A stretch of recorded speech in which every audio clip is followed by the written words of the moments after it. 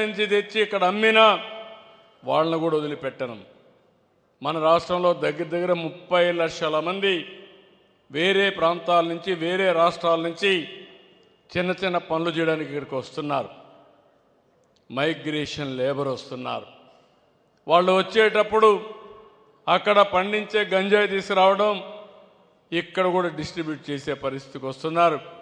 వాళ్ళకు కూడా చెప్తున్నా, అలాంటి వాళ్ళ పట్ల ఎక్కడ పనిచేసినా అక్కడ పనిచేయించుకునే వ్యక్తులు జాగ్రత్తగా ఉండాలి.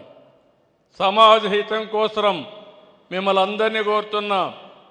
ఈరోజు పోలీసింగ్ అనేది పోలీసులు చేయడమే కాదు, ప్రజలు కూడా పోలీసింగ్ చేసే పరిస్థితి రావాలి, అధ్యయనం చేసుకునే పరిస్థితి రావాలి. మీరు అది చేయగలిగితే ఈ రాష్ట్రాన్ని జీరో టాలరెన్స్తో 100% లా అండ్ ఆర్డర్ కాపాడే బాధ్యత ఈ ప్రభుత్వం తీసుకుంటామని మరొక్కసారి మీ అందరికీ విజ్ఞప్తి చేస్తున్నా. ఈరోజు రాష్ట్రంలో మీరు చూస్తున్నారు టెక్నాలజీ. నేను రాత్రిలో డ్రోన్స్ పంపించి పెట్రోలింగ్ చేసే పరిస్థితికి వస్తున్నాం. ప్రతి జిల్లాలో ప్రతి ప్రాంతంలో సీసీటీవీ కెమెరాలు పెట్టి ఎక్కడికక్కడ రియల్ టైంలో లా అండ్ ఆర్డర్ కాపాడే పరిస్థితికి వస్తాం. ఇంకా వినూత్నమైన మార్గాల ద్వారా ఏమేం చేయాలో అన్నీ చేస్తాం.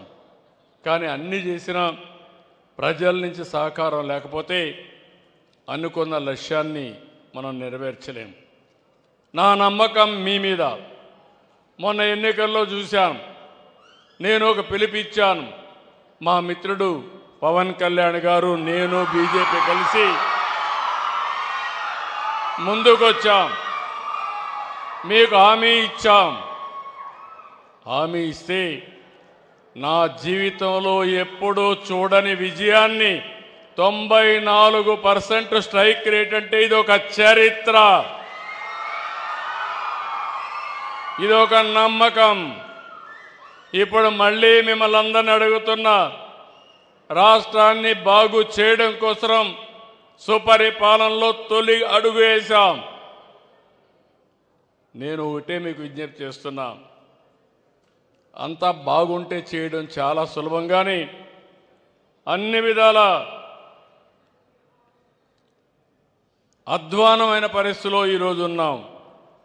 అందుకే ఈరోజు రాష్ట్రంలో తొలి సంవత్సరంలో ఏ విధంగా చేయాలనో చాలా వరకు చేసి కంట్రోల్ చేశాం. ఈ రెండవ సంవత్సరం ప్రధానమైన సమస్యలపైన మళ్ళీ దృష్టి పెట్టాను.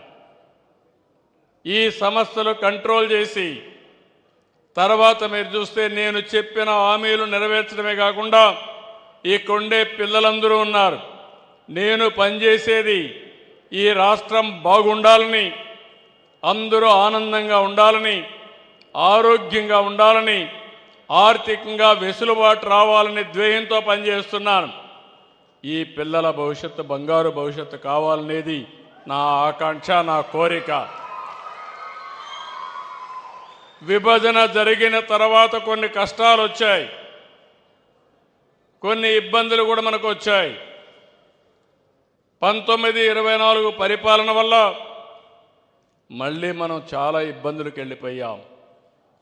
మొత్తం రాష్ట్రమంతా కూడా అన్ని వ్యవస్థలు విధ్వంసానికి గురైనాయి. ఇప్పుడు మీలో కూడా కనీసం గంజాయి, డ్రగ్స్ కానీ పూర్తిగా పరిరక్షించుకోలేకపోతే జాతి నిర్వీర్యం అయిపోతుంది.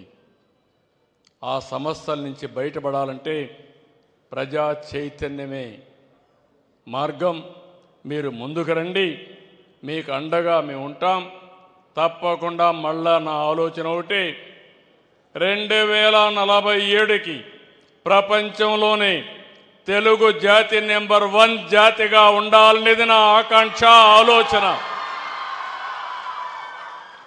అది జరగాలంటే ఇప్పటి నుంచి ఇలాంటి సమస్యలన్నీ పరిష్కారం చేసుకొని ఈ నాలెడ్జ్ ఎకానమీలో మనం ముందుకు పోవాలి.